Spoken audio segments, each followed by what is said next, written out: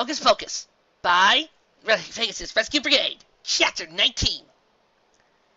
One by one, the runes appeared. One would flicker into view on a tree, and the next on a rock, then one after that on a falling log. The trail led deeper and deeper into the forest. Soon, Dinky's hose were muddy, and her coat was covered in burrs. Any semblance of a clear path through the foliage had long since vanished. But she paid the obstacles no heed, intent on following the purple runes appearing one by one. Do you think Scuffle and Heidi are alright? She asked smiling. They're fine, Clardy assured her. They're back at the castle now, in the infirmary. Hopefully that means Sparkler has been taken there. It took Dinky a moment to remember how Clardy could have known this. Oh, right. You can still track Heidi's location without taking a hair clip, she said finally. Right, Clardy responded. And if I know Scuffle, he won't leave her side until they're both back at the towers, so he's probably fine too. Dinky smiled. At least you're safe, she said. I just hope Sparkler's alright as well. Clardy didn't have a response at that time, so the two fillies continued quietly for a few moments more. However, Dinky's thoughts continued to plague her until she spoke up again. Clardy, do you think I'm too far gone? I never meant to let the corruption become this bad. I know you didn't, Clardy said comfortably. You're having some difficulties, but when you work past them, it's the same old Dinky underneath, and as long as that doesn't fade away, I know you can pull through this. Trouble yet decidedly. Yep. Dinky took it as agreement with Clarity's words. The fillies came upon a low ridge, and suddenly, after a long expanse of thick forest, a clearing appeared. Before them was a large hill covered in more trees. Cut into the side of it was a cave entrance. The interior was pitch black, with a large rendition of Scorpio's mark burned with purple light just above the threshold of the cavern. Dinky stared at the opening. It has to be it, she said finally. Whatever our imposter Sunbeam is up to, it's happening in there. It's more than a little foreboding, Clarity said softly. I can't feel dark magic, but I've got this sense that something really bad is in there. If I was here and had no idea what was inside, I still probably want to get away as quickly as possible. Trouble hid himself beneath Dinky, apparently equally apprehensive. Well, there's no sense delaying it, Dinky sighed. Come on, let's take a look. She hopped down from the ridge and approached the cave. Lighting her horn, she cast a bright yellow beam into the darkness to see what was ahead. As soon as the cave interior was revealed to her, she was filled with an even greater sense of dread. Bluish, uneven crystals made up the walls and ceiling of the cavern. They seemed to take in Dinky's light, holding it and shining back at her eerily. It's the same cave, she stuttered, feeling weak in the knees. Pardon? Clardy asked. Every time Sunbeam came here to read dreams, we were in a crystal cave, Dinky explained. It was this crystal cave. Clardy scraped a hoof on the dirt nervously. Well, I guess that's all the proof we're at the right place, she said. Let's go take a look around. Maybe if we're lucky, Sunbeam won't know we're here until we find him. Sinking slightly, Dinky nodded. Her hose felt like lead, but she looked at them, one followed by another, and stepped beneath the symbol of Scorpio into the cave. Past that, she only took one step and then stopped in her tracks. Clarity cocked her head. What's up? See something? Dinky hardly heard Clarity. An overwhelming inertia weighed down on her the moment she set foot in the cave. Her forelegs wobbled momentarily before she collapsed on the stone floor. Dinky! Clarity gasped. Her voice sounded muffled and far away. What's wrong? What's happening? It's too much, Dinky choked. I can't stop it! The filly cried out as a cone of black light flared up around her horn for a moment. Trouble yipped nervously and backed off, before turning and scampering deeper into the cave. Dinky hardly noticed him to go. The aura of dark magic in here. It's too strong, she yelled. Hang on, Clarity said, grabbing Dinky's tail in her aura. I'll get you out. Clarity dragged Dinky across the floor. But as he reached the mouth of the cave, something prevented her from going further. Another barrier? Dinky managed to ask, clutching at her head as she tried to hold back the dark magic, pressed repeatedly against the invisible wall. It's not like the one at the hideout, Clarity realized, stepping out of the cave without resistance. It only blocks you, not me. So, it's a trap? Dinky questioned through gritted teeth. Clarity hung her head. Guess so. Maybe Sunbeam knew we were coming. The barrier must be responding to your darkness and keeping you inside. Dinky groaned. I can't fight it, she said weakly. If I just let the dark magic flow, the pain will stop. Clarity stepped cautiously back into the cave, as Dinky ceased trying to hold back the energy. Her horn became encased in the same dark aura. This time, it didn't vanish again. Purple mist began to leak from the corners of her eyes as she shakily stood up. You're just going to go on like that? Clarity asked, her voice trembling. Dinky scratched up her face. I'll try to hold it back somewhat, but I can't stop it completely.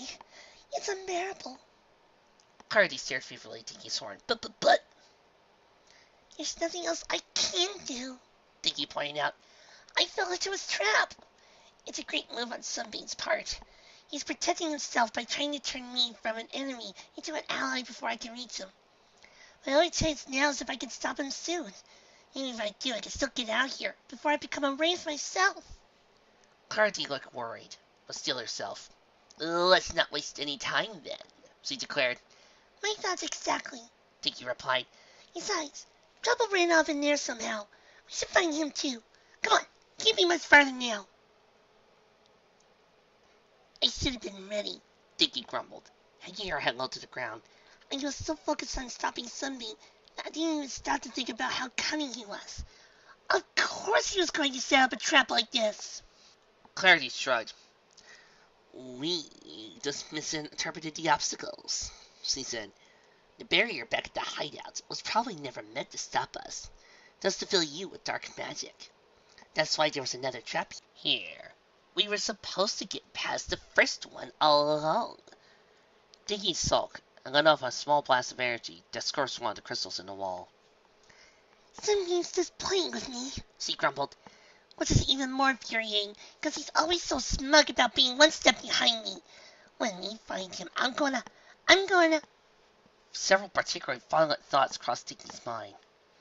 Knowing they were a product of the dark magic, and not wanting to alarm Clarity, she left her sentence unfinished. A few moments later, the tunnel widened into a widely circular chamber, though still entirely made of crystal. Multiple tunnels branched off in different directions, each extending further than the light the young unicorns were producing. Dinky sucked in her breath. This is it, Dinky said curtly. This is the room where I've been in my dreams. It's the same room where Sunbeam might have corrupted me from inside my own head. If it wasn't for the intervention of that mysterious stallion. Hey! Clarity chirped, frightening suddenly. What if that stallion is here somewhere too? He saved you in your dreams. Maybe he'll save you from the real Sunbeam too. That would be nice, but I wouldn't count on it, Dinky answered. Come on, we have to choose a tunnel. Sunbeam must be around here somewhere. Choosing a tunnel, Dinky remembered Sunbeam emerging from one in her dreams. She led the way into the darkness. Almost as soon as the large room faded into darkness behind him, a new one came up ahead. Get ready, she whispered to Clarity. Yeah, he could be waiting for us. The fillies cautiously entered the room, casting their light around for any sign of the wraith. What they found instead was a large, roughly circular room, again with tunnels leading off in various directions. It's the same room, Clarity asked. It can't be, Dinky replied. We walked straight ahead. We can't have found out back where we started. You don't suppose this place is some kind of maze, do you? I'm not sure, Clarity mumbled, staring down each tunnel for a few moments. Let's try another one. Dinky chose another tunnel at random. Once again, just a short distance down it, a new room came into view, just like the ones before it. It is the same room, Clarity exclaimed. I paid close attention to how many tunnels were in the last one, and they were all positioned.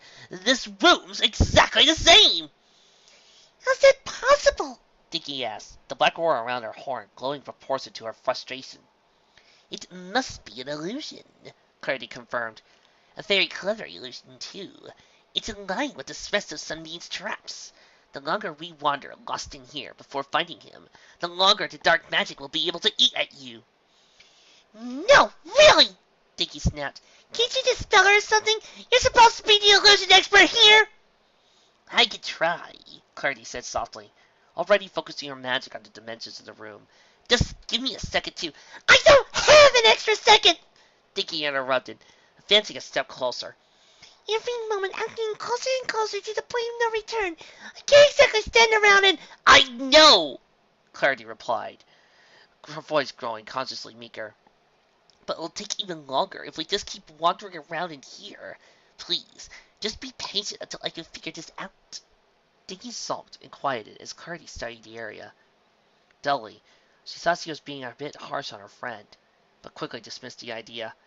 This was a life-or-death situation, after all. She had no time for Clarity's psyching. The few seconds of silence grew into minutes. Dinky grew more and more agitated as Clarity continued to observe in silence. What's taking so long? She finally growled. I've almost got it! Jeez!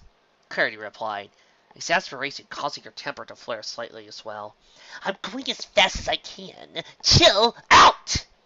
Although Clarity's comment was little more than mild annoyance, it made Dinky's blood boil.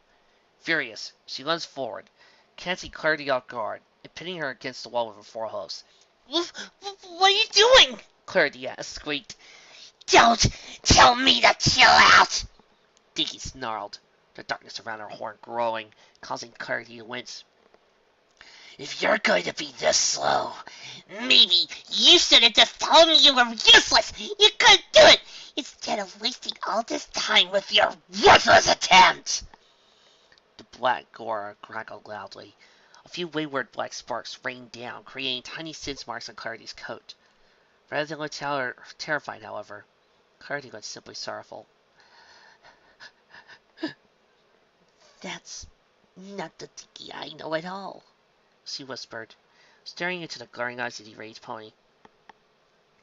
Dinky, before we can focus on finding Sunbeam and saving you, maybe you should try to make sure there's something left of you to save. Dinky stared for a long moment, processing Clarity's words. Slowly she removed her hose. Clarity slumped to the floor, looking relieved. With great effort, Dinky stemmed the flow of dark magic for a few seconds. What's happening to me? She asked finally, tears flowing in her eyes. You're my best friend, and as soon as the tiny thing goes wrong, I can't control myself. Dark energy soon burst back through Dinky's horn. She collapsed on the floor, sobbing.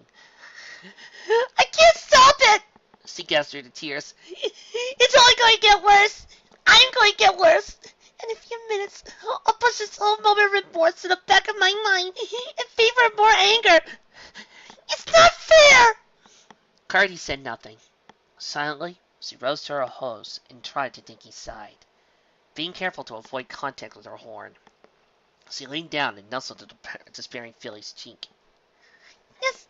Just go, Dinky mumbled, buttoning her ears against her head. You're in danger here. If you stay, the next time my temper flares, I might hurt you, or worse. There's no sense in accompanying me any further when I'm more than a monster than anything else. Clarity didn't reply, but she didn't leave Dinky's side. Eventually, the purple filly quieted her sobs and looked up. What are you waiting for? She asked, cocking her head slightly. Go! See if you can find your way back to the academy, where it's safe. Clarity shook her head. Nope. Dinky blocked. Why not? You had no reason to stay. Says who? Clarity asked, gently nudging Dinky to get her to stand. Yes, there are some bad things going on in your head right now. But as long as the Dinky I'm talking to right now keeps managing to fight her way back to the surface, there's still a chance of getting out of this. But you can't be sure I'll be able to keep coming to my senses, Dinky asked, carefully getting to her hose. How do you know this is the last time?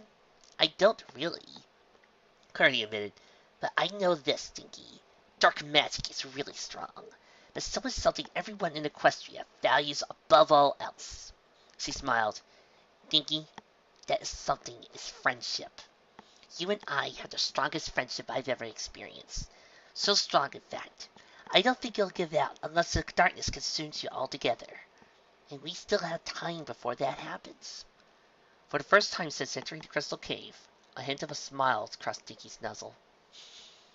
You still consider me that close of a friend? Even after all this? Of course, Clardy affirmed. You're corrupted, but that's not her fault. And whenever you can overcome it, you're just as kind as you were the day I met you. I am sure of it. I hope you're right, Dinky said quietly. We still have to sell this illusion, though. Clardy laughed. Ha ha ha! Well, despite your little outburst, I wasn't lying when I said I almost had it, she replied. Here, look. Clardy's cinnamon glow grew brighter, and one by one the tunnels surrounding them faded away, while new passages became visible in what appeared to be solid stone. After you, Clardy said politely, gesturing to the tunnel and giving her companion a small grin. Nodding and trying to keep her spirits high, Dinky obliged, and once again led the way deeper into darkness. Clardy's my friend. Friendship is stronger than the darkness. It had been about 10 minutes since the incident in the illusion chamber, and already Dinky was beginning to feel unreasonable frustration at her situation creeping back into the corners of her mind. She repeated her new mantra to herself again and again, determined to not let herself turn on her dedicated friend again. For now, it seemed to be working. I'm surprised we haven't seen trouble yet, Clardy said, finally breaking the silence. Do you think he went deeper into the cave, or did he get past us and make his way back out when we were combating the illusion? Let's hope it's the latter, Dinky replied. Trouble doesn't need to get mixed up in what's going to happen down here. Clardy nodded, glancing around the crystal tunnel nervously. Dinky paused for a few seconds before speaking again. Speaking of which, do you think Sunbeam knows we're here? Probably, Clardy sighed. I'm sorry to say it, but chances to outsmart him have been scarce. I doubt this will be one of them. Tonight's too important to Sunbeam. I don't think we've got a chance of beating him on a small strategic error or a loophole. We have to turn this whole plan on its head. The fillies rounded the corner and were faced with an unexpected sight.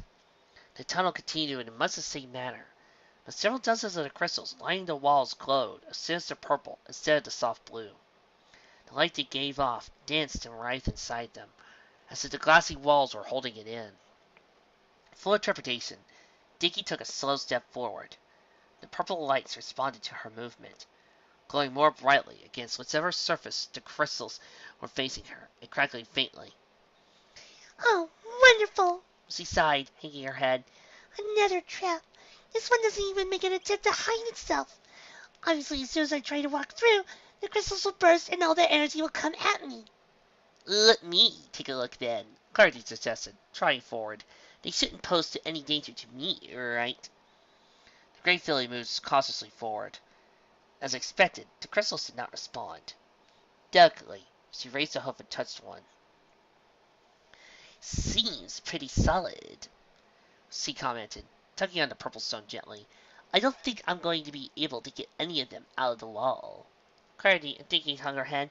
What am I supposed to do now? She asked. Sounds like you can find your way around. Clardy didn't respond. She rubbed her chin with a forehead thoughtfully. I wish you wasn't so incompetent and weak. We would have been able to help you get through. Dinky gritted her teeth and pushed the angry statements from her mind. No, it's not Clardy's fault. Clardy is my friend. Friendship can overcome the darkness. Dinky, Clardy said, interrupting her friend's inner battle. I wonder if this isn't a trap after all. Huh? Dinky scratched her head, stared quizzically at Clardy. Think about it, the Great Filly continued.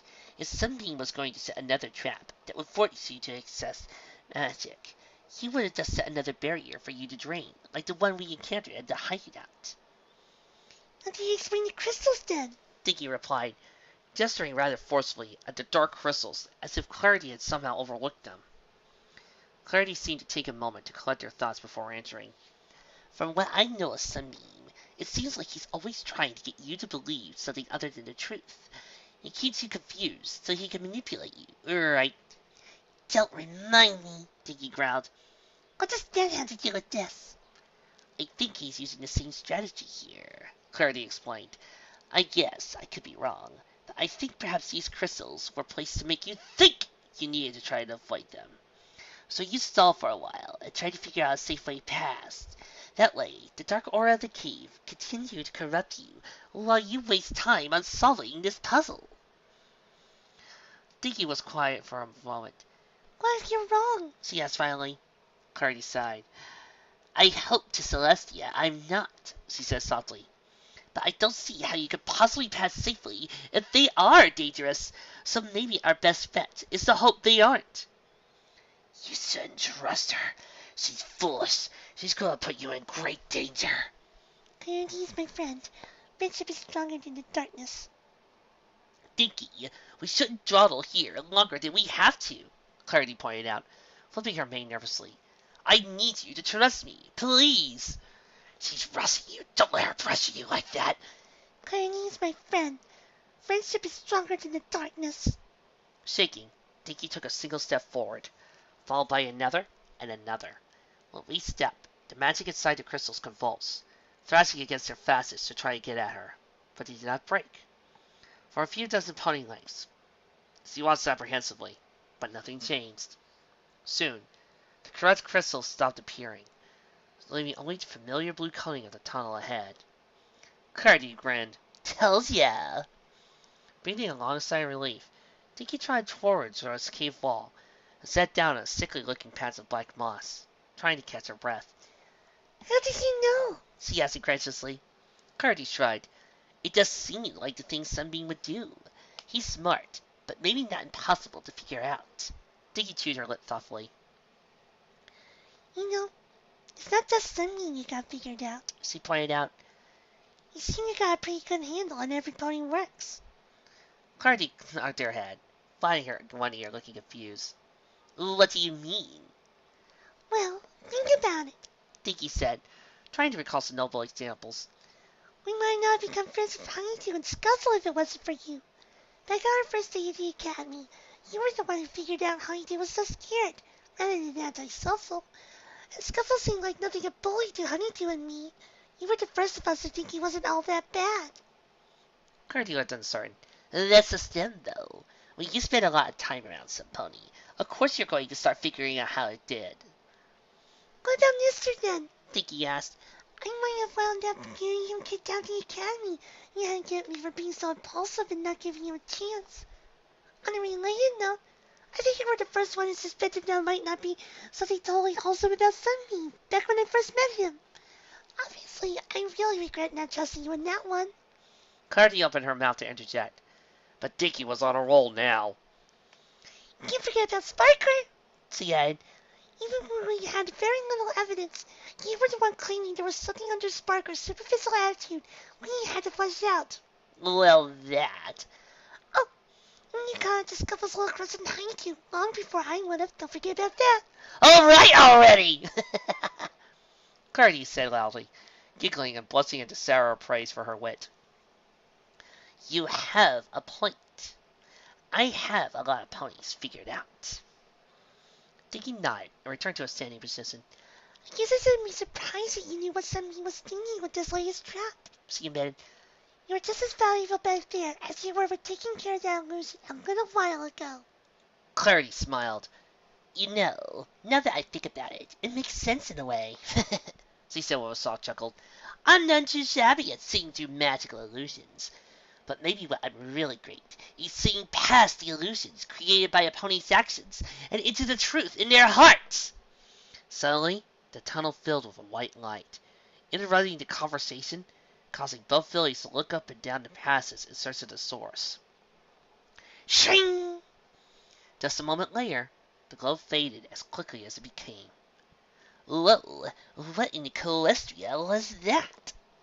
Clarity asked nervously, staring into darkness ahead. It was so bright. Dinky turned to face her friend, and immediately broke into a grin. I think I know where he was, she said gleefully. Check out your flank, Kearney. Cardi blinked as comprehension set in, and then whipped her head around to examine herself. On her formerly bare flank was an image of a bright red heart, with a black keyhole in the center. Along the lower right margin of the heart was a tiny golden key. My cutie mark, she stuttered. My special talent is unlocking the truth in other ponies' hearts? Certainly looks like it, Dinky answered. It's funny. In retrospect, it seems kind of obvious. But I guess that's how cutie marks are supposed to be, isn't it? Clarity giggled. Still ugly, the cutie mark of awe. Speaking of obvious, she began, look at what this happy occasion and cheerful reminiscing has done. You're looking better than you have when we first entered this horrible place. In truth, Dinky had momentarily forgotten her horn was encased in an aura of blackness. You're right, as usual, She told her friend. A little positively goes a long way even now. I just might get out of this after all. Only if we stop wasting time, Clardy pointed out. Let's keep moving. Yep. Dinky's ears perked up. Did you hear that? Clardy nodded and stood still, slipping her own ears forward to listen for more sound. The tunnel had been steadily descending for a while now. Dinky didn't want to think about how big this ascended cave was, and how deep underground they must have been by now. But after a quarter hour of silence, a high-pitched sound echoed throughout the passage.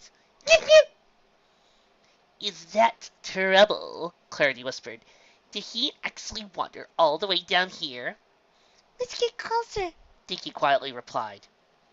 Stepping as softly as possible, the pair of ponies made their way down the slope. Moments later, the sound returned. Yip yip yip yip yip yip! Hush, you infuriating creature, came a sinister voice. I do not need you interrupting me. No, I do not. Dinky exchanged a nervous glance with Clarity. Something, She mouthed. As a few more pony lengths down, the tunnel finally bottomed out, giving way to a large, roughly circular room. Hiding out of sight in shadows, Dinky gasped at what lay before her. The chamber was surprisingly bright compared to the rest of the cave, although this was due primarily to the black and purple flames that burned on a series of pedestals out along the outer edge of the room. Directly ahead was a structure Dinky could easily describe as a crew altar. A flat slab of smooth, tiny black stone was placed atop a rough outcropping of crystal jutting from the floor. Scorpio's mark, radiating more purple light, had been carved into the crystal base. The altar was littered with a few dusty scrolls and tattered tomes. On either side of the altar was a pair of statues. The creatures they depicted were nothing short of horrifying. The twisted abominations were roughly pony-shaped, but their features were warped and exaggerated, and their expression anguished. In each statue's mouth was a smooth, glassy orb, not unlike the illumination orbs at the Academy, although these emitted no light. The floor of this room was made out of black bedrock rather than crystal. A large circular, with a diameter nearly twice the length of an adult pony, was drawn out on the ground near the altar in a shimmering substance. Drawn within the circle was a very intricate rendition of Scorpio's symbol, which rhythmically pulsed with light. All this, however, was a secondary observation to a much more disconcerting sight. Sunbeam himself stood facing the altar, resting his forehead on its surface as he pored over the assembled materials. Dinky strained to hear what he was mumbling to himself, but was unable to catch anything intelligible. Black sparks shot from his horn occasionally, causing the symbols of Scorpio to go by her for a moment whenever they did. Yip yip! Dinky's gaze snapped over to the source of the sound. An orange blur darted out from behind the altar, coming to a halt beside Sunbeam and yipping loudly. Growling, Sunbeam turned to face the fox and looked at him in a dark aura, causing no small amount of surprise on Trouble's part. Fine, you nuisance, he hissed. If you're not going to leave me in peace, I'll silence you myself. Yes, I will. Don't you dare, Trouble! Sunbeam tensed. Still facing the altar, he slowly lowered Trouble to the floor. The fox growled and darted away to some dark corner of the room. Why, Dinky, How good to see you, the Wraith said, finally turning to face the Phillies. I suspected it was merely a matter of time before you found your way here. Yes, I did. It was inevitable. Stevenson, me, or whoever you are, Dinky replied, annoyed. He paused for a moment, eyeing Clarity with a clear hit of curiosity. You brought backup? He asked. Not a problem, but quite unexpected. Yes, it is. I would have expected Clarity to have separated herself from you long before you reached this place. After all, wraiths don't make for very good company. I'm not a wraith, Dinky said defiantly. Your magic hasn't consumed me yet. Sunbeam threw back his head and laughed. A wonderful act, he chuckled, stomping his forehead delightedly. Your lies are wasted on me, though. Yes, they are. You're simply hiding your true form, exactly as I am. No pony could absorb so much dark magic without it taking control of him. Clarity glanced at Dinky nervously. He's wrong, I hope, she asked. Of course he's wrong, Dinky said repeatedly. Come on, Clarity, it's still me. For now, at least. Or perhaps, Clarity, that's merely what Dinky wants you to think. Yes, it is, Sunbeam said smoothly. If she is indeed a wraith, obviously you would not be able to trust her. Clarity looked back and forth between Dinky and Sunbeam. The down in her eyes hurt Dinky far worse than the pain that came from trying to stifle her dark magic. Clarity. Clarity wheeled suddenly, took a step towards Sunbeam. I don't care what you say, she snarled. My special talent is seeing what's really going on inside a pony. And right now, I believe with all my heart that Dinky is still my friend! Nothing you can say or do will change that. Suit yourself, Sunbeam said with a casual shrug. Your opinion, and for that matter, your presence here, is irrelevant. This is between me and Dinky. Yes, it is. Which leads me to a question I've been looking for all year long. Dinky cut in. What in the name of Equestria and all the worlds and beyond it are you really up to? Sunbeam smiled. Surely you harbor a guess or two, without me saying anything at all. Dinky looked around the strange room. It seems like some kind of ritual, She admitted. Scorpio symbols everywhere. Been seeing it all night in various places. I suppose you're trying to tap into Scorpio's power to make yourself into a substantial threat to Equestria or something like that. Sunbeam's grin grew wider. You need to think bigger. Yes, you do, he announced, apparently hardly able to contain his glee. Most raves lust for power, but I am not like many before me. I have seen the bigger picture.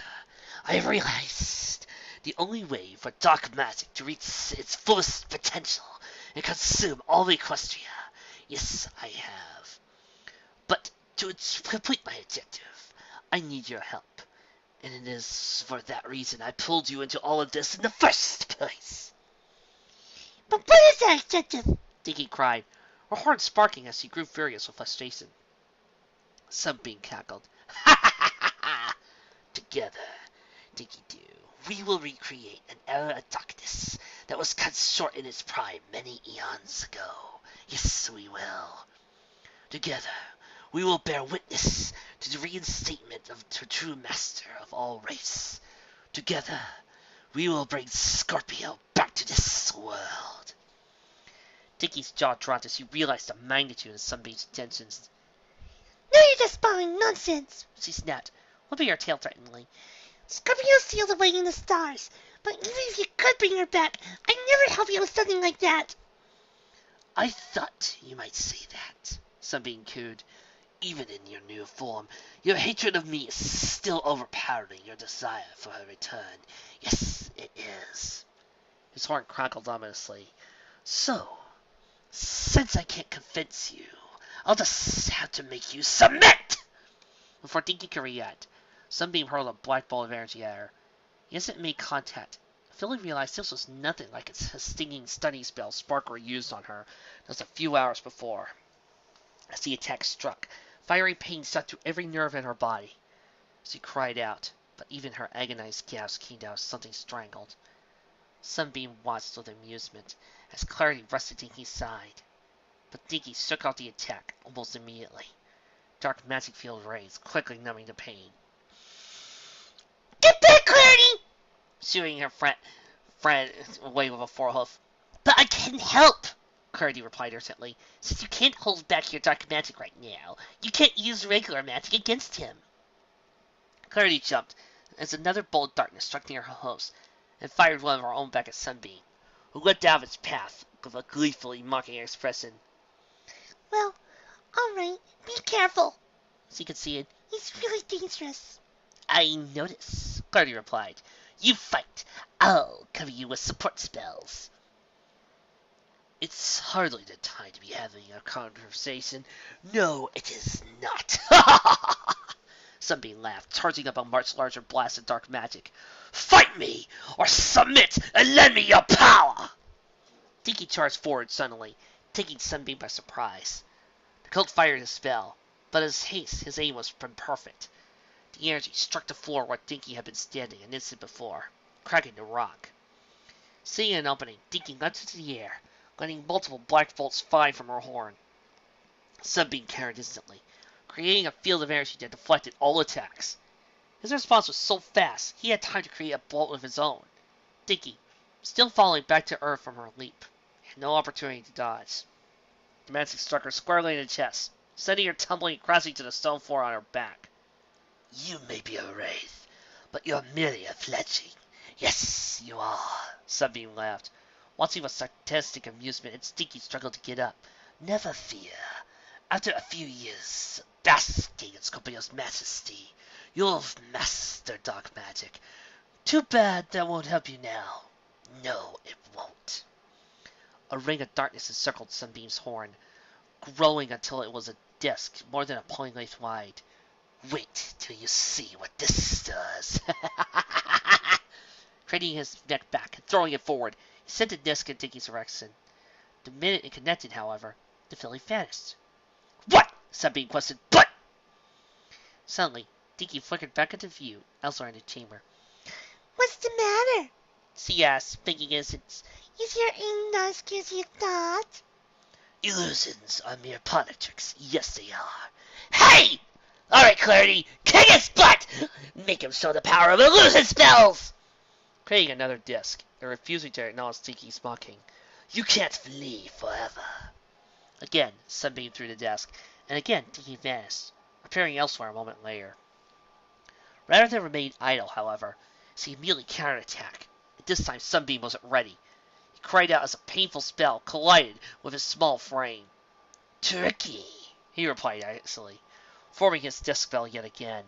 Yet by dark magic standards, such an attack is feeble. Yes, it is. You won't be striking any pony down with that. No, you will not. He reared up and threw out the next disc, Dinky under the cover of invisibility, already moved to a new location, but while her elusive doppelganger stood defiantly before her attacker. However, Sunbeam did not throw the disc at the illusion.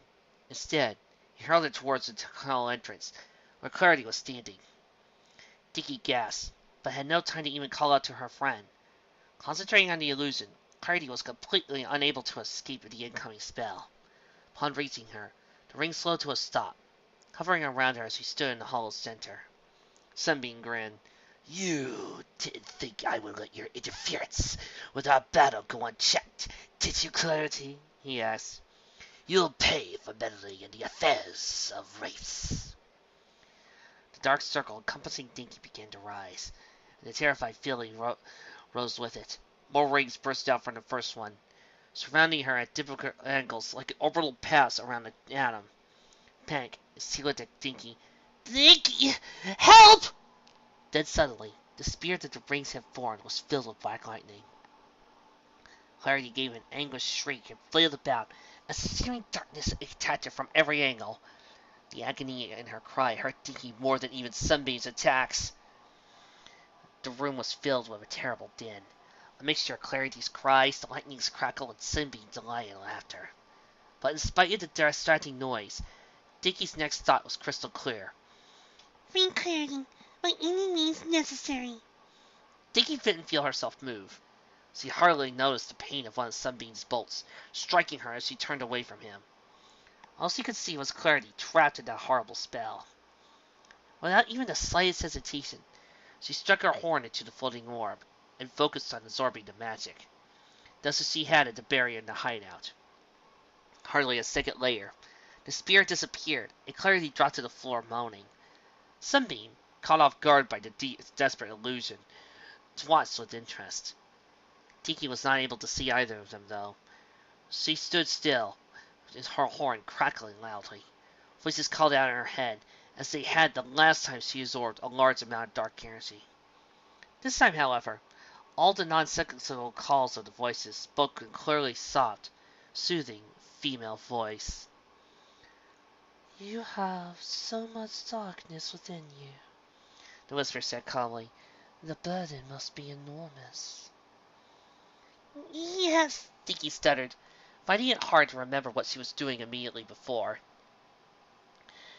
it's so hard to fight it. Then don't, the whisper replied, though it sounded like merely a polite suggestion, not a command. End the suffering.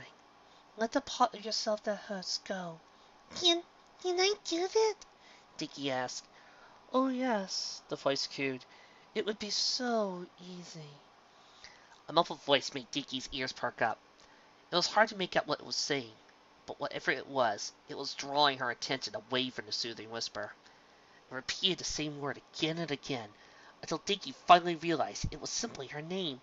Dinky! Dinky! Dinky shook her head violently, the blackness clouding her vision away, and a blurry clarity came into view. Dinky, why did you do that? You can't afford to take in any more dark magic! Dinky shook her head. Never mind me. Are you okay? Clarity nodded. Sure, but I'll be all right. I still think you shouldn't have done that. But thanks. Dinky nuzzled her friend, being careful not to touch her with her crackling horn. Oh, touching, Sunbeam said coldly. Of course, Clarity. Taking in such energy will not harm a wraith like Dinky. No, it will not. She must have some need of your aid still. Otherwise, she'd let you to die. Dinky turned around, glaring at Sunbeam and gritting her teeth, as a black aura around her horn glowed. You can try to say Clarity out all you want, she said slowly. It's not going to work. All it's going to do is make it even more fun for me to make you pay for what you did. Sunbeam smirked. Prove you're not as helpless as I say, then. A furious battle cry bubbled up in Dinky's throat. Roaring out threats, she charged towards Sunbeam, firing bolts of dark magic as fast as she could. Sunbeam took off, staying a few steps ahead and firing back attacks of his own. Clarity retreated into the mouth of the tunnel again, as the wild game of cat and mouse continued. Sunbeam jumped into the air and turned himself so his hose connected with one of the glass-like orbs held by one of the statues. He vaulted off of it, just as Dinky fired a spell, and responded by firing one of his own bolts, not at her, but at the statue at the opposite side of the altar. Dinky's spell struck one orb at the exact same moment. Sunbeam's attack struck another. And both of them radiated startlingly purple light. Yes! The cult cried reverently. That's it! That's it! You've done it now, Dinky! Yes, you have! Bowling over with animalistic anger, Dinky paid absolutely no attention to Sunbeam's raving as she chased him around the room. She did notice when the ground beneath her began to rumble and shake. She skidded to a halt, trying not to lose her balance as the earth rocked beneath her. What's happening? She asked, fear setting in and causing the relentless rays to abate for a moment. What did you do? What did I do? Sunbeam asked innocently, putting her up to his chest. This is what we did, Dinky. Yes, it is. My magic and yours combined. Dinky glanced at the brightly glowing orbs. The turning light inside them made the grass leaf begin to form into a similar, fiery shape. Scorpio's symbol once again. Slowly, it dawned on her what must have happened. Wait, the orbs. Where are they? Sunbeam grinned. Why, They are the two locks keeping the portal to the realm of stars sealed. Unblocking them was the very last step in opening the way for Scorpio. Yes, it was. Dinky and Clarity exchanged a panicked glance. I don't buy it, Dinky said, trying to sound less threatened than she felt. If all it takes to unlock them is a little ball of dark magic, why didn't you open them yourself? Sunbeam prepared to respond, but stopped himself. We have a few moments before the magic reaches its peak, he said finally, taking a surprisingly polite tone. It's too late to change fate. I'll answer not only that, but all your questions. And it is too late, by the way. Neither offensive nor physical force will damage the orbs, and magic put in cannot be drained away. So, there's no reason to try. No, there is not. Alright. Let's begin at the beginning, Clarity said, stumbling a few times as he endured the shaking to cautiously move to Dinky's side. How does the ritual work? Why did you decide Dinky had to become involved? Sunbeam again prepared to respond, but the Scorpio symbol began to flash more rapidly. He paused once more. First, I must be recognizable for her return, he said, staring at the flashbulb room.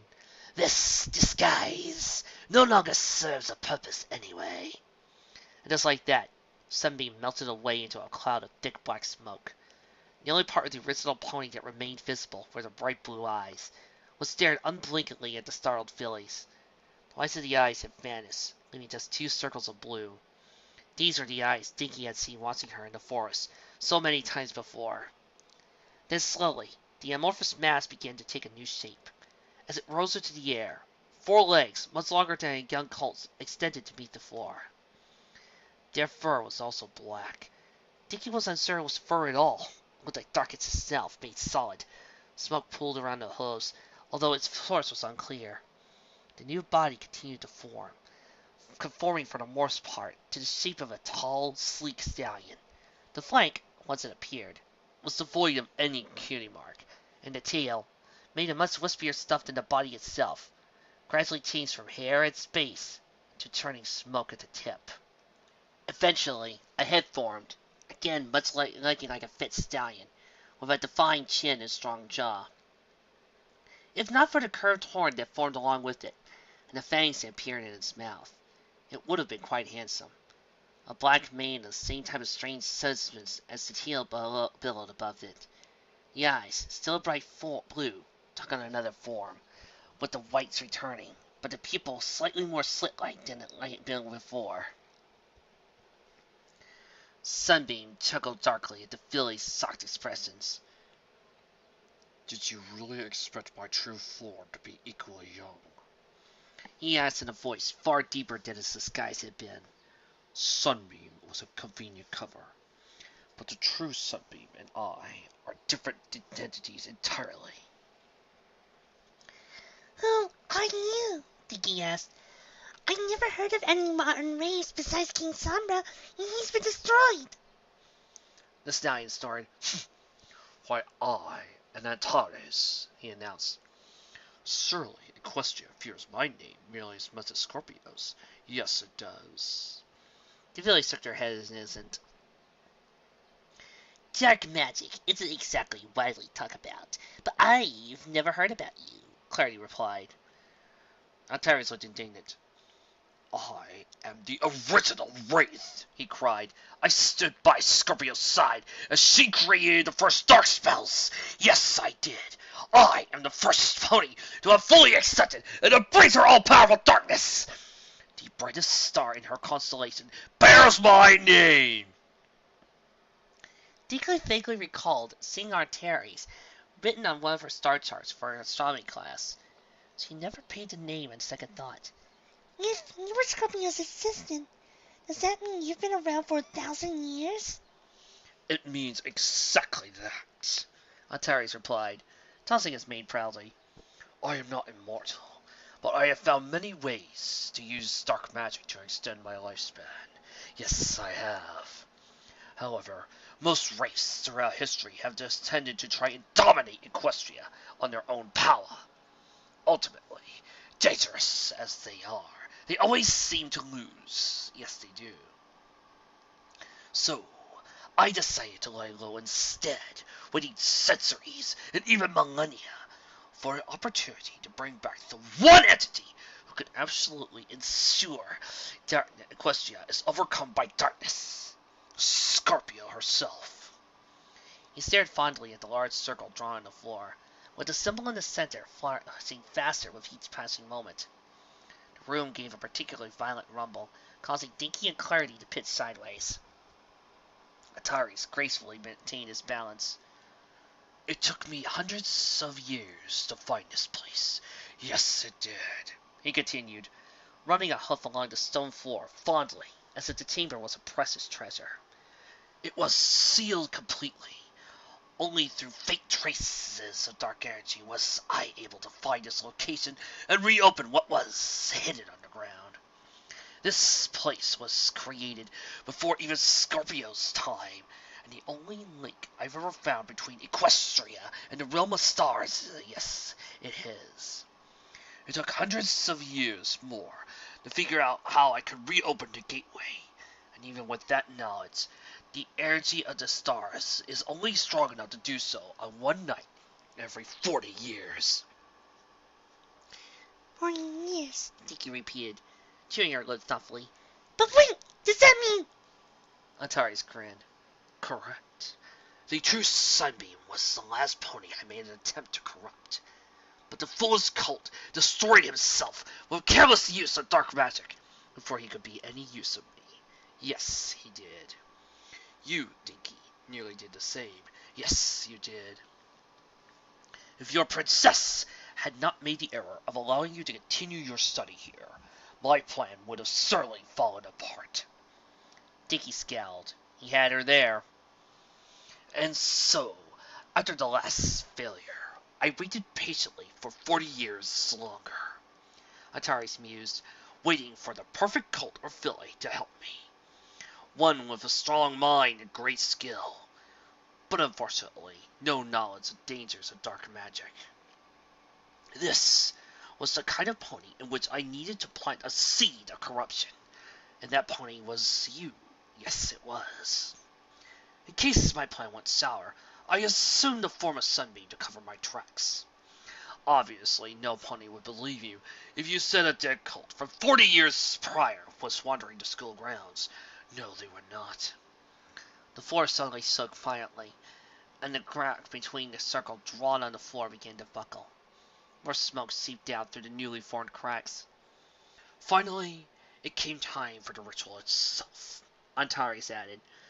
I had completed all the steps once again. I drew symbols and imbued them with dark energy. I recited all the proper incantations for some of Scorpio's most accursed tomes. Yes, I did. All that was left was to undo the locks, and for that, I needed you. He took a step closer, causing Dinky to assume a more apprehensive pose. You see, whoever designed the locks in ages past was no fool. No, they were not. 2 different ponies, or in this case, wraiths, were needed to open them. Even if one pony could fire 2 spells in different directions, it would have no effect. A clever move on the part of the creator. Yes, it was, as wraiths do not tend to cooperate, but instead simply try to outdo one another, as they have since Scorpio was banished. He grinned. Of course, this means my psychological tricks had the desired effect. Yes, they did. If you'd simply stayed at the academy and didn't make any attempt to hinder my plans, it would have been impossible to complete the ritual. Ironic, yes it is. The weight of the mistake was like a physical burden. Dinky felt weak in the knees. Atari seemed to relish her despair. Now that the portal is about to open, there's just one final thing that must happen to bring Scorpio back to us. Dinky swallowed. And what would that be? The sound of rapid, rushing air filled the room, and Scorpio on the circle on the floor collapsed entirely. All the rock within being pulled through, falling into a void beneath. Ataris began to laugh. You're about to find out! He cried. Bright light radiated from the portal. Even more than a few paces away, Dinky could see what appeared to be the night sky on the other side of the hole. Only the stars were far brighter and more pronounced than usual. The strange stars danced through the air as if they were alive. Shaking ground finally stilled. Dinky and Clarity and Antares all stood transfixed, waiting for something to happen. After a few moments of silence, something did. A single tendril, long and snake-like, made of similar smoke-like substance to the kind that rolled off Antares' body, rose out of the portal. The tip swiveled irregularly, as if scanning for the room for something specific. Feeling more than a little uncomfortable, Dinky began to back away. You cannot leave, Antares said levelly. This is the other reason I need you here. Dinky ignored him and attempted to make her way back up the tunnel, but found her way blocked by another barrier, just like the one at the entrance to the cave. She was stuck at the ritual shrine with Antares and that thing in the portal. Once again, the barrier did not impede Clarity, who backed a few paces into the tunnel and continued to watch the situation concernedly. The smoky tendril ceased its examining, then slowly began to extend further from the opening and toward Dinky. Back against the wall, she could only watch it approach. Now we arrive at the reason. It is unlikely for two wraiths to ever intentionally open this gateway, Antares said smugly, giving his tail an excited swish. You see, Scorpio's not in any corporeal form right now. Such things cannot exist in the realm of stars. But she can't exactly take over Equestria without her body. No, she cannot. She can regain it, of course, but to do so, she must steal that right to a physical body from somebody else. A wraith must be sacrificed. Dinky only had a moment to take in what this meant before the tendril was upon her. It stretched in circles around her, carefully examining her quivering form with its tip. However, it didn't make any attempt to capture her. Several tense seconds passed, then she reached out to try and nudge it away from her. Her hoof passed right through. The tendril was still nothing but a long projection of snappy blackness. Antares' eyes widened. What? Why? Why hasn't it taken you? Dinky's yellow eyes met the wraith's blue ones. You said it has to be a wraith that gets sacrificed, right? She asked tentatively. Not a pony? Of course, Antares snapped, as if the question was offensive. A weak little pony would not be suitable enough to recreate a dark mage as powerful as Scorpio. In spite of everything, Dinky smiled. I told you when I got here, Antares. I may be corrupt, but I'm not a wraith. I guess that means Scorpio will have to find somebody else. Confirming Dinky's statement, the tendril turned away from Dinky and hesitated for a few seconds, then began to float across the room towards Antares. His pupils contracted. Impossible! He shouted, scampering backwards. I've exposed you to more dark magic than even the strongest ponies should be able to endure. You seriously can't tell me a mere filly has resisted transformation in spite of all that! Dinky stride. I don't understand it either, but I can't be sacrificed if I'm not a wraith. Unfortunately, you are. Antares bolted for the tunnel, but the tendril retracted immediately. It snapped towards its hind leg, suddenly solidifying as soon as it got a grip. The wraith cried out and lost its balance, landing hard on the stone floor. Immediately, several more tendrils rose out of the portal. They whipped around toward their victim, fastening themselves onto his other back leg and around his torso, ignoring his struggles to free himself. No! Antares cried as he was dragged along. Scorpio, it's me, your faithful servant Antares. Yes, it is. You've got the wrong wraith. Just give me a few minutes, and I can provide you with a freshly corrupted one. Yes, I can! The tendrils didn't seem convinced. Another one wrapped itself around Antares' neck. Collectively, they had enough leverage to cease dragging him, and instead lifting him into the air. Please! Antares choked. This was not the plan. Release me, and I can bring you another. I swear it! Yes, I do! In another moment, he was surrounded directly over the portal. He peered down into the hole, looking terrified. No, He whispered, "No, no, no, no, no, no, no." Then, all at once, he was yanked downwards. Partially freeing a forehoof, he caught the lip of the portal, keeping his head above the rim for a few seconds. In that moment, he locked eyes with Dinky one last time. If he planned to say something, he thought better of it. Then the tendrils increased their strength, and the wraith lost his grip. No! There was a bang like a cannon blast. A bolts of light, both piercing white ones and jet black ones, began to shoot from the portal. Dinky took cover and low to the ground as the lights collided with the walls, chipping or even shattering crystals wherever they touched. Cardi was yelling something, but the cacophony drowned out her exact words. Dinky put her forepaws over her head and shivered. This is it, she thought miserably. Equestria is about to have a very unwelcome visitor. Very few ponies in Equestria were awake between 3 and 4 in the morning. Most were sound asleep, tucked under the covers in their warm, quiet homes. Few, if any, were out looking at the night sky at such an hour. Therefore, almost no pony noticed when a certain set of stars directly overhead began to flicker. One by one, the stars glowed brightly for a moment, then went out completely. Within a minute or two, there was a patch of sky devoid of starlight. The constellation Scorpio had vanished. Dinky cautiously lifted the hoof away from her face, peering out with one eye. Lightning had mostly stopped, save for an occasional bolt now and then. She shuddered, trying not to think too hard about the details of the fate that had just befallen Antares. "Dinky, are you all right?" I'm fine, Dinky said, slowly standing and trotting over to Clarity. She noticed with great relief that the barrier keeping her confined in the ritual chamber was no longer active. Clarity sighed, relieved. "Anyway, listen," she said earnestly. "I hear voices and hoof steps. Some pony, or rather, a lot of some ponies, are on their way down here." Dinky glanced at the portal.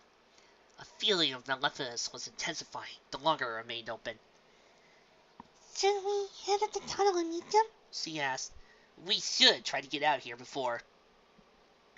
Clarity was interrupted as a few figures appeared in the darkness of the upper tunnel. Their voices were familiar. Hello? She called. The voices stopped. "Was that?" someone began. It was! Came a voice Dinky recognized immediately. Dinky! Make Celestia, you're okay. The figure at the head of the group drew close enough to be visible, even in the low light. Dinky Doo's unusual eyes were full of happy tears as she rushed forward to her daughter. "Careful!" came another voice. One Dinky knew had to belong to none other than Twilight Sparkle. "Don't touch her horn, Ditzy. She's under the influence of some dark magic." To Dinky's astonishment, there were still more ponies from Ponyville stepped into the ritual chamber, behind Ditzy and Twilight. Breeze, Cloudcover, and Watt were there, all looking equally exhausted, but thoroughly thrilled to have found who they were looking for. Mom, Miss Twilight, Dinky breathed.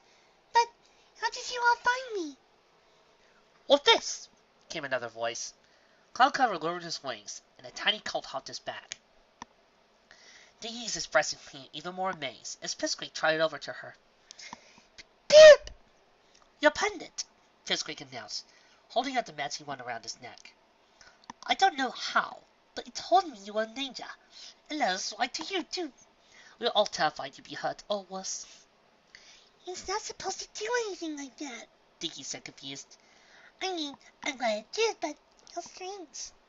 "So, this is the Pipsqueak I've heard so much about?" Clarity asked, trotting over to the other foals. "You'll have to introduce me once we get out of here." Dinky nodded, but remembered the gravity of the situation. Quickly pushed any pleasantries out of her mind.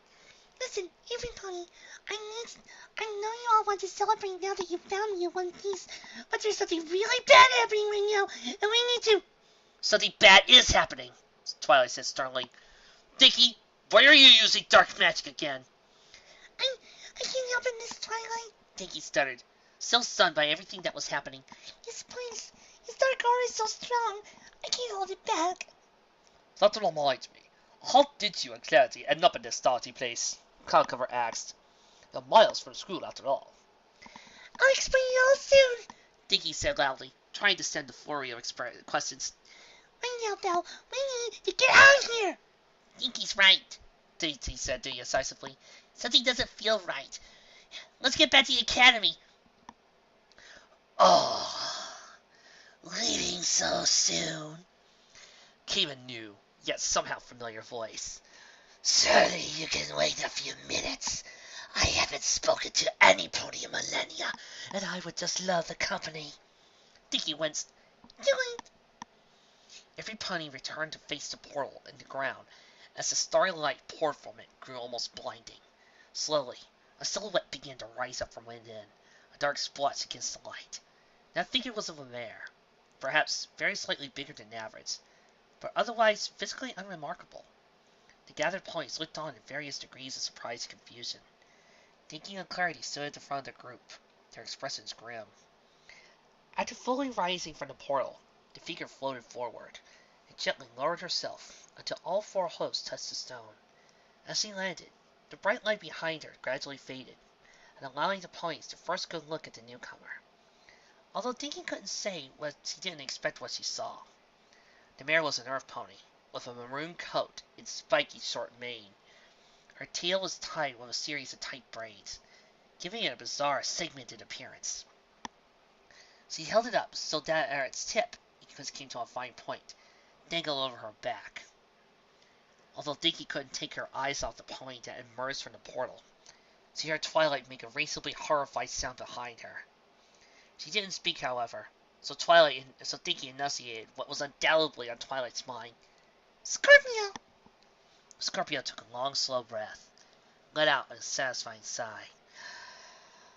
Ah, it's been so long since I felt air in my lungs and stone under my hoofs, she said, smiling to herself. I was beginning to think my wraiths would never become competent enough to get me out of here. No pony replied. Scorpio's eyed the assembled ponies with casual interest. A nice turnout, I suppose, she commented. I didn't expect an audience for my resurrection, apart from those who performed the ritual. There was still no answer, so the mare continued to talk to herself. Speaking of the ritual, I suppose I should have expected Antares would be the one to find a way to open the portal. Such a pity he was so incompetent that he couldn't even turn a harmless, trusting filly into a wraith. His life served my greatest purpose, though. I'm sure that's what he would have wanted. Silence followed. Scorpio polished a hoof on her coat and examined it.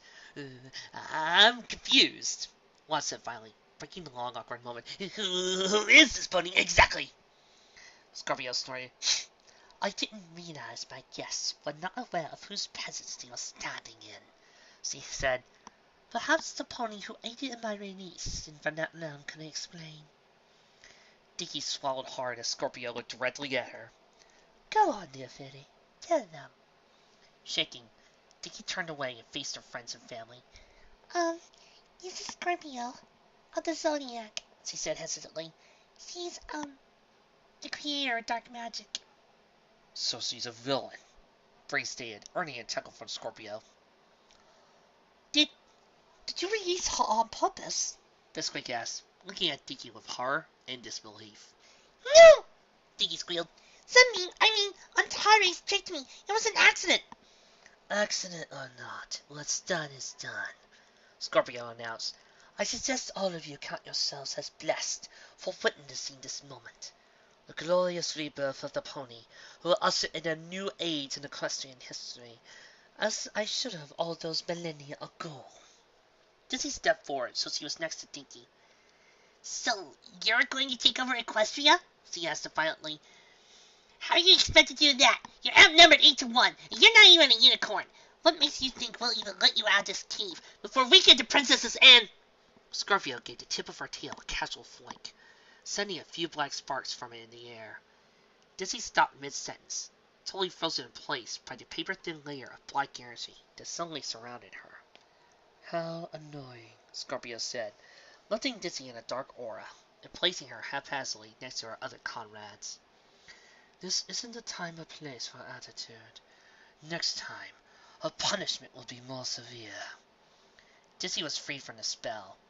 She tried sideways, flapping her wings and just barely managing to maintain her balance as the others rushed to her. And now, let's see, Scorpio continued, swaying her strange tail back and forth while she thought. Ah, yes, the young one. She looked down at Dinky. So you're the child who coupled with your magic with that of the Antares to open the gateway, she asked, cocking her head slightly.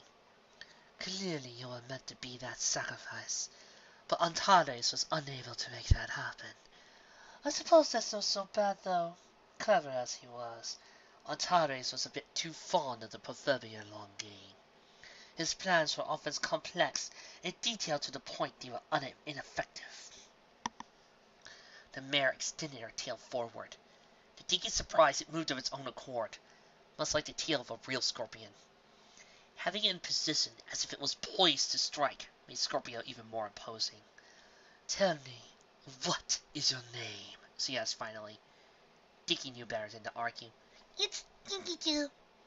Well, Dinky, you are quite young, but you have the exit-oriented qualities Antares lacked. Scorpio continued. I suggest you'll be a suitable replacement for him. I can feel your energy. The dark magic has called you to action. Though rage and raw power, you have overcome great obstacles. Think how great you would be with the right hoof of Scorpio herself. Dinky frowned. The moment where she had no choice but to stand up to Scorpio had come. Bracing herself for the inevitable, Dinky put on her bravest face and gave her answer. I will never let myself be taken by the darkness, and I'll definitely never help a terrible pony like you. Shockingly, Scorpio appeared delighted. Such fire, even in the face of mortal peril, she laughed. You will make a fine assistant indeed. As soon as the darkness compels to writing righteousness, it is time I finish what Antares started. Scorpio lifted her tail higher into the air. A humming sound, like a machine beginning to charge with energy, emitted from it, and the purple hair suddenly began coursing with waves of dark magic. Moving her tail with such dexterity would be a limb, Scorpio drew a curved line through the air. As she did so, a thin, concentrated line of darkness shot from the tip, drawing an equivalent curve on the floor between Dinky and the rest of the ponies. A shimmering purple wall, much like the barriers Antares created, but adorned with ornate runes, rose up from where it was drawn. Wait! No! Dizzy gasped, leaping forward and pressing her forehead against the wall. Lower this wall! Don't you dare lay a hoof on my Dinky! Dinky backed as far away from Scorpio as she could, until her rump pressed against her side of the glass-like obstruction. Don't do anything, she stuttered. I yelled to get my own against Antares, and I'll do the same here. Scorpio rolled her eyes. Okay, the whole false confidence bit is getting old. She grumbled. You do understand what has happened here, right? This isn't a little mistake you can take back.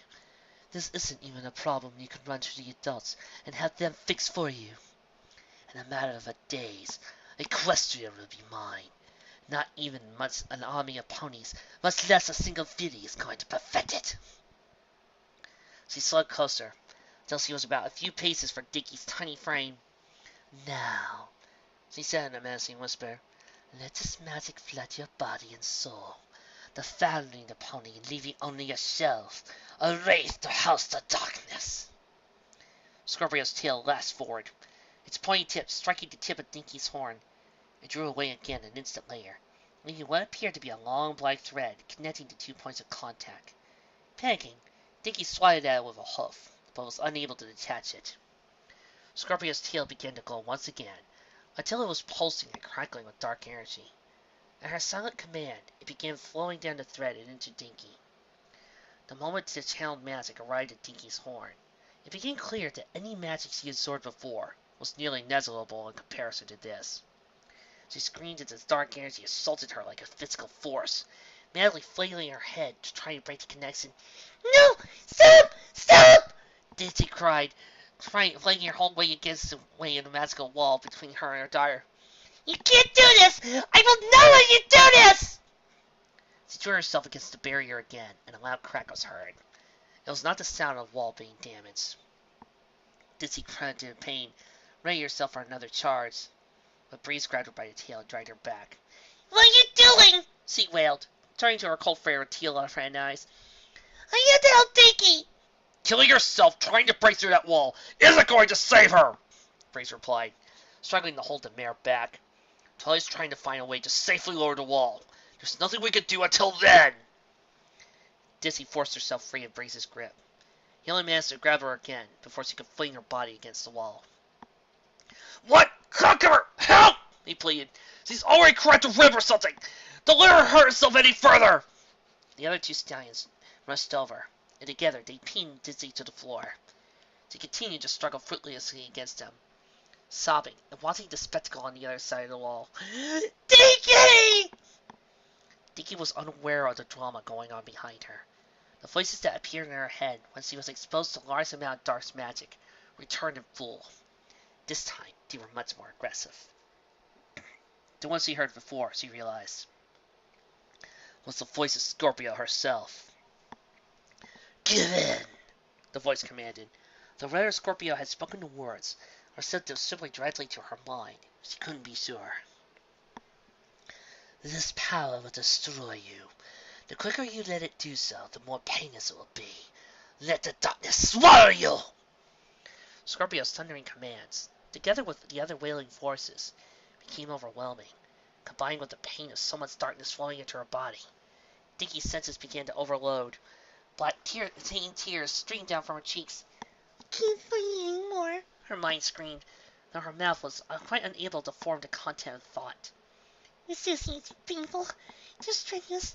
It's impossible. With that last helpless thought, Dinky gave up the fight. Pipsqueak was the first of the ponies on the other side of the wall, to notice what was starting to happen. Oh no! Look! He gasped, dashing forward and pointing. Dinky's screaming had suddenly gone quiet. Black flames began to lick the floor around her hose. With each passing moment, they grew brighter and more intense. After a few seconds, they began to travel up the filly's legs. Celestia, help us, Twilight breathed. It's too late. Scorpio continued to maintain the connection as the flames climbed higher up Dinky's body.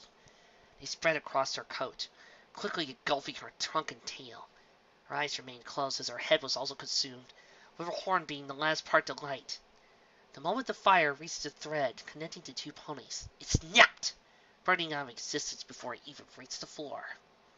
Every pony behind the barrier, even Dinky, was started to silence. The figure that had been Dinky a moment before continued to burn with dark violet flames for another few seconds. Then, through some undetectable force, they were suddenly extinguished. Ditsy took one look at what remained when they vanished. He was completely unable to utter the slightest sound. Dinky stood still with Scorpio, but she was not the same Dinky that had been there a moment before. Her lilac coat was now a deep purple, like the last light of dusk, and her dreary yellow mane now had inky shades of gray and black. Smoke billowed out from her extremities. Purple mist flowed stronger than ever from her eyes, even though they remained closed. Her horn, which had a moment ago been straight, adorned with a spiral groove, was now smooth and curved backwards in a crescent shape. It continued to sizzle and crackle, sending black sparks all about. Scorpio smirked, satisfied. You had a lot of fight in you, but alas, the bothersome pony had been burned away. Rest now, my wraith.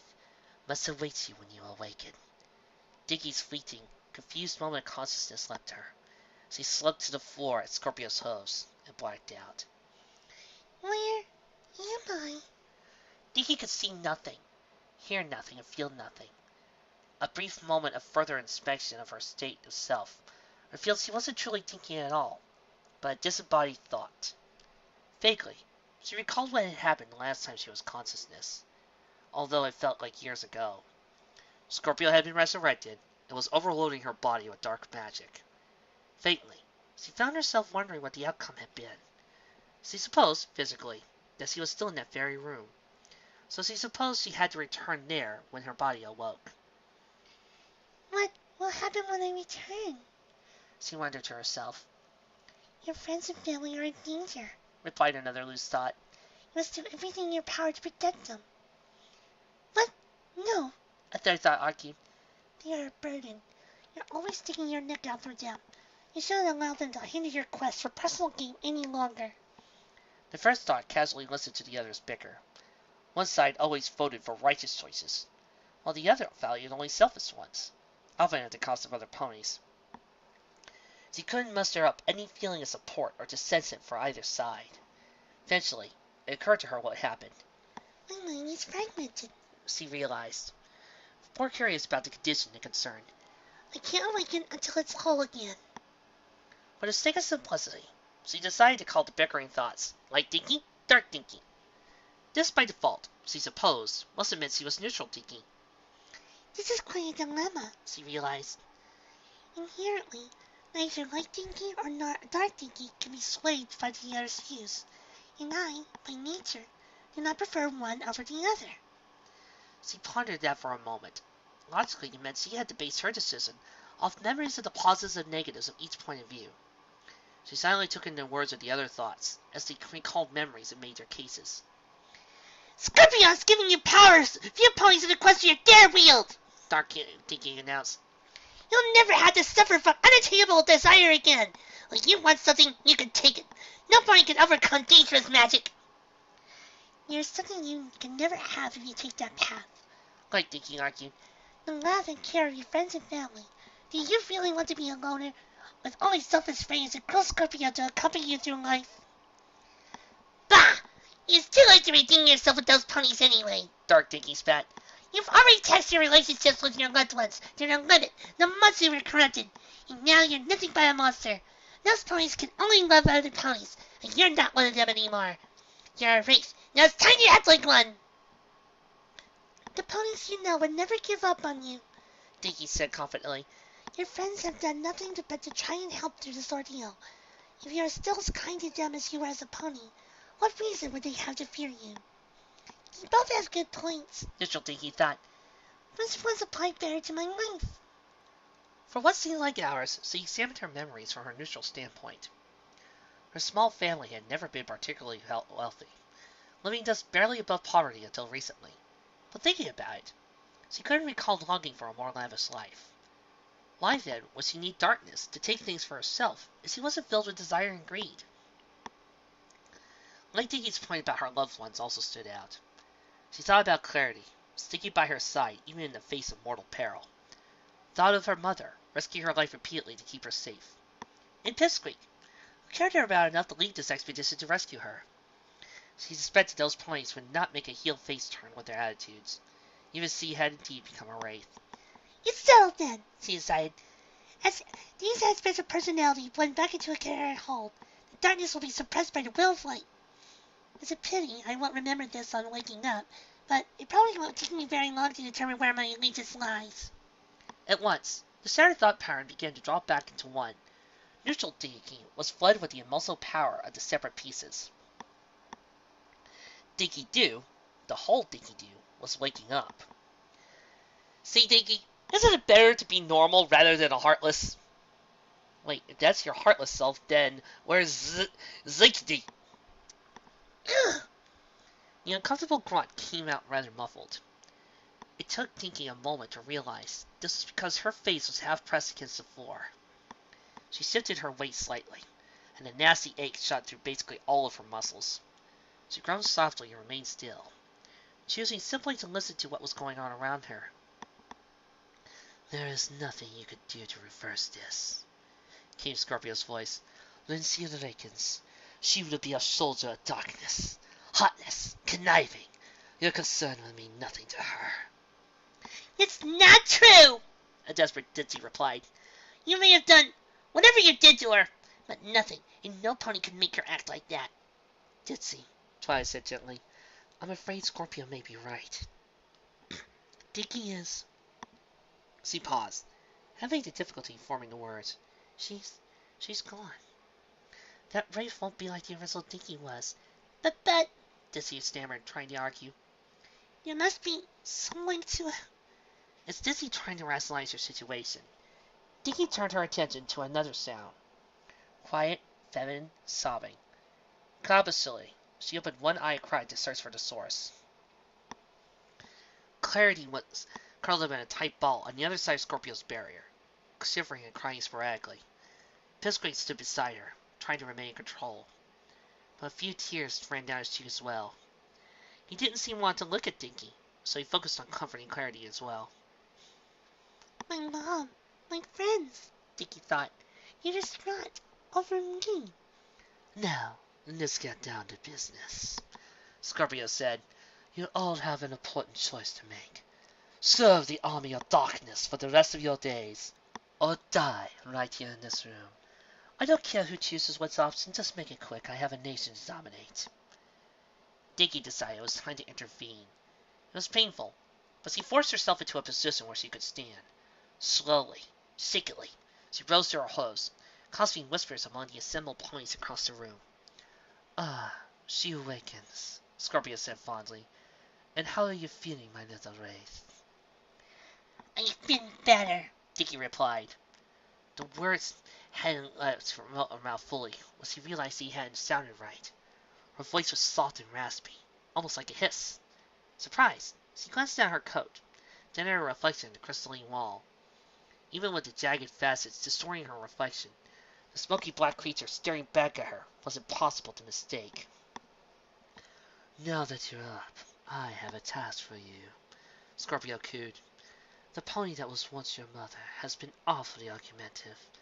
I dare say she doesn't deserve the opportunity to join us. Dinky looked at Scorpio, mouth slightly agape. What do you want me to do about it? She asked obliviously.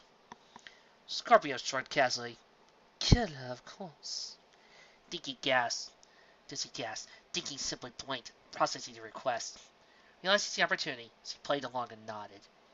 Scorpio flicked her tail, and the barrier separating her and Dinky from the others quickly melted away. Dinky strided forward menacingly, further adding to the act by baring her newly formed fangs. Most of the group backed away, looking terrified, but Dizzy remained in place, hanging her head so her mane scared her eyes. So be it, she mumbled. I won't fight back. I can't fight back against my Dinky. Dinky's curved horn buzzed and crackled as a spell formed within. Hesitantly, Breeze took a step forward as if planning to attempt to protect his mare friend, but Dinky saw him such a glare he backed off again. Yes, Scorpio hissed. Strike a lethal blow. Prove to her what you really are. Dinky smirked. Yes, but you insist. The rat whirled around and threw a dark spell at Scorpio, caught completely off guard. She screamed in pain as darkness clawed at her, but she dissipated within a second with her magical tail. Dizzy's head shot up in surprise. Wraith or not, I will never harm the ponies I love, Dinky bellowed. Scorpio's face twisted with confusion. But you can't resist me, she stammered. Wraiths cannot feel love. They lust only for power. Power only I can give them! If that's the case, I guess this brave doesn't have her priorities very straight, Dinky snapped. You're turning me into this when you haven't changed my mind about you. Scorpio growled. You're some kind of anomaly, she said disgustedly. Neither pony nor wraith, but simply a mistake. And mistakes must be erased. Her tail snapped to attention above her head and began charging with dark magic once again. Dinky glanced over her shoulder at bewildered friends and family. I don't know if any of you can trust me, she said, but if you think I still got good in me, and listen to what I'm saying and get out of here, I can buy you a little time. Hurry! Not waiting for their reaction, she turned back to face her foe. Scorpio's tail began to vibrate as the magic within destroyed the air around it. A cruel grin grabbed across the mare's face. So long, little leechette! You will regret not siding with me. A powerful, constant beam of darkness burst from the tip of Scorpio's tail, making a high-pitched wail as it ripped through the air towards Dinky. It was clear just by looking at it, this spell wasn't meant to just cause pain. It was meant to destroy tissue, dissolve bone, and boil blood. A direct hit would be fatal. In that instant, Dinky used the only counter she thought would be a choice of protecting her. She called upon the dark magic her body was now designed to wield. Every bit of her being she brought forth from the raging darkness, but now it didn't threaten to overpower and control her. Balancing the powerful darkness with confidence, she created an enormous, glittering shield that stretched nearly to the ceiling. Scorpio's spell hit just inches from Dinky's face, causing a thunderous sound. Beginning to sweat with the Emperor almost immediately, Dinky found she had to pour all her concentration into maintaining the strength of the shield. Scorpio's attack was an ongoing assault, rather than individual bolts like Antares used. "Pathetic!" Scorpio said, swaying her tail side to side, but keeping the beam focused on a single target. "Do you really think you, a tiny wraith reject, can overcome one of the most powerful magic wielders to ever exist?" Dinky chanced to glance away from Scorpio, briefly looking at the still open portal in the floor behind her. No, she thought to herself, but if it just force you to back up a few pieces, maybe I won't have to. Dinky tried to take a step forward, but Scorpio was not willing to let her opponent advance. The mare increased the strength of her beam, and suddenly, Dinky found herself stumbling backwards. She locked her legs to try at least remain stationary. All that did was cause her hose to slide across the stone. Scorpio pushed both her and the shield backwards. So much for that plan, Dinky thought sadly. I just hope I can waste enough time that the others can get away. There was a moment to Dinky's left. A pair of light gray forehoofs pressed themselves against the shield next to Dinky. Startled, she looked to her left. Clarity grinned back. Clarity, what are you doing? She asked. "Helping you!" Clarity answered. "I'm not just going to let Scorpio kill you." Dinky blinked. You're not scared of me? She asked hesitantly. I'm kind of a monster now. Made you think I was going to attack you or something. Clarity shook her head violently. "You may look pretty different, but you're not a monster. At least, I don't think you are." She winked. "You could be tricking me, but really, how many times have I been wrong about this before?" Dinky smiled for an instant, but the expression vanished and both she and Clarity slid back another 6 inches. Dinky returned her attention to the shield, and Clarity to pushing. Only a moment later, another set of hose pressed against the shield's other side. This time began to pipsqueak. Dinky gawked. Where's Whiskey to? She asked. Why are you risking lives for me? Pipsqueak looked at a pendant around his neck, and the one still hanging around Dinky's. "Always together, right? I just can't abandon my best friend." Both pendants began to glow with a bright friendly light. "Stay still to look," Pipsqueak commented. "That's all the proof I need that the Dinky I know is still in there." "I don't care how many foes you push against that shield. You can't overpower me!" She had a point. The backward movement of the shield had slowed only slightly, even with Clarity and Pip's help. That wasn't the only help for long, though. "I don't care what Twilight says about race. We have to help Dinky!" Dizzy and Breeze flew back into the room at high speeds, hooves outstretched. They assumed area positions above the falls. Straining, the Pegasus tried to force the shield forward. Mom! She gasped. But you thought for a bit I was going to. She trailed off, and Dizzy looked down to her. "Your father gave his life to save you," she said softly. "I'll always defend you, no matter what, even when it's something like this." Dinky took a moment to process that. With renewed vigor, she poured her energy into her shield, and for a moment brought the backward movement to a halt. Only for a moment, though. "Oh, no, you don't!" Scorpio roared, blasting an even stronger beam at Dinky. "The darkness I command is limitless! If you add force, I will do the same!" "It looks like we better lend a hoof too, thought old chap." "Way ahead of you, Cloudy!" A yellow boar bounced off a Dinky's side of the shield. After a moment, it rushed forward again and again, like a dizzy fly against a pane of glass. "What? Doesn't it hurt?" "Yeah, when you run into stuff as often as I do, you try to build up resistance to it." Watt said casually. Only so long hang on his shield again. "Dizzy breaks when its shield hits magical walls hard enough. I just bounce off!" Dizzy rolled her eyes. "What? Can you be serious for like 5 minutes, maybe?" "Now hush!" said Cloudcuffer to his co-workers, as he took up an aerial position beside Dizzy. "Push harder, or there will be no more jokes for either of us after this!" It was 7 points against 1, but even now Scorpio was slowly gaining ground. Dinky struggled to stay focused, but her strength was draining. If the shield fell, she and all her loved ones would be gone in an instant. "It's no use," she said finally. "She's so strong." There was a sound across his hostess behind her. Dinky turned around, but she knew there was only one pony left it could be. "Miss Twilight?" Twilight was quiet for a moment. "This can't be real." she said finally. Must be some kind of elaborate ruse. I know it is. Dark magic is inherently evil. There's a hard and fast law of magical science.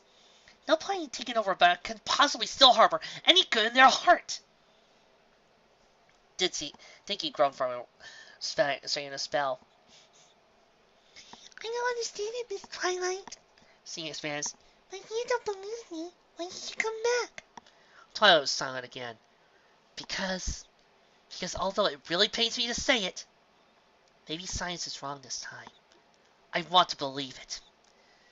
Then help me, Dinky cried. I can't hold her off. Dizzy's toes gave way for a moment, and seeing all her companions nearly lost a foot of ground. Scorpio grinned darkly. Twilight sighed. I sure hope my understanding of acts of true friendship is as good as I hope it is, she mumbled, standing perfectly still as she closed her eyes and lowered her head. Suddenly, a small gale surrounded the unicorn, whipping her head and tail around her dramatically. She opened her eyes again, and they glowed with white light. With a yell, she pointed her horn forward, and a shockwave of light radiated from it as a multicolored beam. Almost as powerful as Scorpio's, it struck the shield. Clearly not expecting a huge increase in force, Scorpio scrambled to get her footing as he was pushed backwards almost a whole pony length. Spread her forelegs in a wider stance, but even so, she began to slowly slide backwards. How? The villain asked. That mare's so powerful! Dinky grinned. Maybe you didn't underestimate us all after all, Scorpio! She taunted. You dare speak to me that way, you beat it! Scorpio snarled. I can still overpower all of you with ease. Behold! Scorpion lifted her head high, spoke a few words in some arcane tongue. The Scorpio runes carved into the various surfaces around the room suddenly erupted with a purple light, and the power of the dark beam abruptly doubled. The heroes' progress came to a sudden halt. It took almost all their incredible effort just to hold the shield in place. For a few seconds, the fight was at a stalemate. Dinky glared her teeth, but she was unable to increase the spell any further. The ponies around her were rapidly tiring, especially Twilight, who was clearly releasing as much power as she could muster all at once. You've got no more power to expend, Scorpio stated. Give up! It'll be over quickly. Dinky didn't have a response, but a quick examination of her companions was all it took to know their true fate was sealed. Just as she felt the last of her strength fading, a small orange shape on the far side of the room caught her eye. She glanced at Clarity, and both friends mouthed the same word in unison. Trouble? He hid back there in the shadows as soon as I arrived to confront Antares. Dinky remembered. I completely forgot. Keeping low to the ground, Trouble slunk cautiously towards Scorpio. The evil mare either didn't notice him or simply didn't care. He paused a few paces from her. His gaze met Dinky as he turned back desperately. Trouble, help us! Her voice was almost a whisper, but Trouble cocked his head, ears perked. Then something happened. Without any provocation, Trouble's attention snapped to Scorpio. With a angry yip, he leapt into the air, clamping his jaws around the middle of the mare's tail. What? Scorpio had no time whatsoever to react. Trouble's extra weight caused the angle of her tail to change, pointing the tip at the ceiling rather than Dinky's shield. Unimpeded, the wall of dark magic raced forward, barreling into her. Scorpio made a desperate attempt to stop it with her bare hooves, but the effect was basically none. At the same moment, her redirected spell carved into the crystal ceiling, dislodging huge chunks of rock and jagged, glimmering stone. It all happened in barely a second. Unable to re-aim the spell or even change position, Scorpio was thrown backwards, crying out as she toppled right back into the portal into the realm of stars, with Trouble still clinging to her tail. The debris from the ceiling fell in after her, swooshing as it disappeared through the large hole.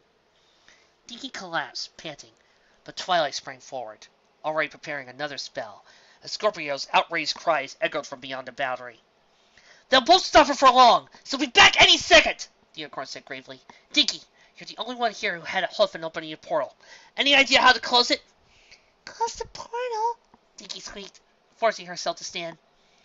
But Trouble... Dinky, please, try something! This is our only chance!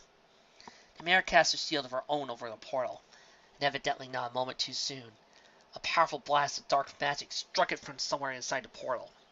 creating several long cracks in the simmering surface. Trying not to panic, Dinky glanced at the huge two orbs that were creating the portal. Atari's words came back to her.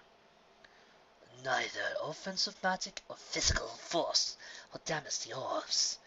And magic in cannot be drained away. There's no reason to try, though there is not. A single desperate idea came to her. A loophole in Atari's claims. I can't drain the orbs. That means I can overload them. I have an idea, but I don't know if it'll work, she announced. All of you, back into the tunnel. If this works, I'll join you in the model. Twilight nodded, she and the others back into the low passageway behind them. Another spell hit the underside of Twilight's shield, sending a spiral web of cracks through the surface. Even such a powerful protective wall couldn't keep Scorpio out for more than a few extra moments. Dinky threw a tiny bolt of dark magic at the nearest wall, tipping off one of the crystals. She held it in front of her, trying to get the angle just right. Here it goes! Her whole body was already screaming from the effort of all the magic, but Dinky still summoned up another intense dark spell. Shooting it directly into the face of the crystal in front of her horn, the beam refracted into two, which, after a small adjustment, rested on the two orbs of either side of the now damaged altar. The room began to rumble again, as two conduits of magic grew intensely bright. What are you doing? Came Scorpio's voice. The mare pressed her face against the underside of the damaged shield, trying to see out into the cave. Don't you dare! Scorpio let the end of her tail and hammered it against the shield from below, like an enchanted club, sending tips of solid, glass-like magic into the air. Dinky ignored her, attempt to break through and focused on the spell. Something was happening. That much was clear. The shaking of the room grew so intense, the crystals began to be jarred free, tumbling down the walls, falling from the ceiling. The orbs had grown so bright, Dinky couldn't look at them anymore. There was a loud crash, and the end of Scorpio's tail burst through the shield. It swiveled like a periscope, until the tip came to a point at Dinky. I got you now! Scorpio yelled. Time to get rid of you permanently, you lousy, defective, good-for-nothing! Then the orbs exploded with the force of a bomb. The portal snapped instantly, severing the portion of Scorpio's tail on the east equestrian side of it. But Dinky didn't even have time to see it happen. The dual pressure waves from the massive blast collided with her like a charging minotaur, hurling her into the air. In the passage, Twilight only had time to create another wall, protecting herself and the other assembled ponies from the blast. Dinky was not so lucky. Even in the instant she was thrown skyward, she could hear the voice of her mother from the tunnel. Dinky! Dinky! She smashed against the glimmering wall at a speed that put even Watt to shame. All the crystals around, supporting the impact, shattered from the force of her body. Darkness released the orbs flooded the room, a scaring no sight of her limp form from her loved ones as it fell to the floor, quickly buried in a pile of crystal debris. And after that, nothing but silence.